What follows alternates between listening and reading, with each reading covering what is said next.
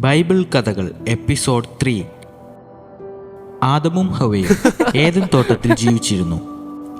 ദൈവം അവരോട് കൽപ്പിച്ചു, നന്മ തിന്മകളെക്കുറിച്ചുള്ള അറിവിൻ്റെ വൃക്ഷത്തിൽ നിന്ന് നിങ്ങൾ ഭക്ഷിക്കരുത്, തിന്നുന്ന നാളിൽ നിങ്ങൾ മരിക്കും. എന്നാൽ തന്ത്രശാലിയായ ഒരു സർപ്പം ഹവ്വയെ സമീപിക്കുകയും ദൈവത്തിൻ്റെ കൽപ്പനയെ ചോദ്യം ചെയ്യുകയും ബലം കഴിക്കുന്നത് അവരുടെ കണ്ണു തുറക്കുമെന്നും അവർ ദൈവത്തെ പോലെ ആകുമെന്നും പറഞ്ഞു. സർപ്പത്താൽ പ്രലോഭിക്കപ്പെട്ട ഹവ്വ ബലം തിന്നുകയും ആദവുമായി പങ്കുവെക്കുകയും ചെയ്തു.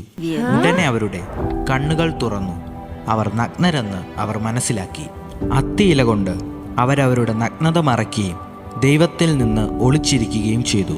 ദൈവം അവരെ അന്വേഷിച്ചു ചോദിച്ചു, നിങ്ങൾ എവിടെ? ആദം അവരുടെ തെറ്റുകൾ ഏറ്റുപറഞ്ഞു.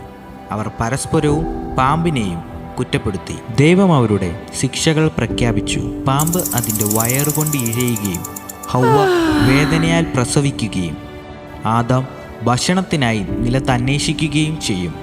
ആദമും ഹവ്വയും ഏദൻ തോട്ടത്തിൽ നിന്ന് പുറത്താക്കപ്പെട്ടു. ദൈവം ദൂതന്മാരെ ജ്വലിക്കുന്ന വാളുമായി തോട്ടത്തിന് കാവൽ നിർത്തി. അവർക്ക് മടങ്ങിക്കയറാൻ കഴിയില്ലെന്ന് ഉറപ്പുവരുത്തി.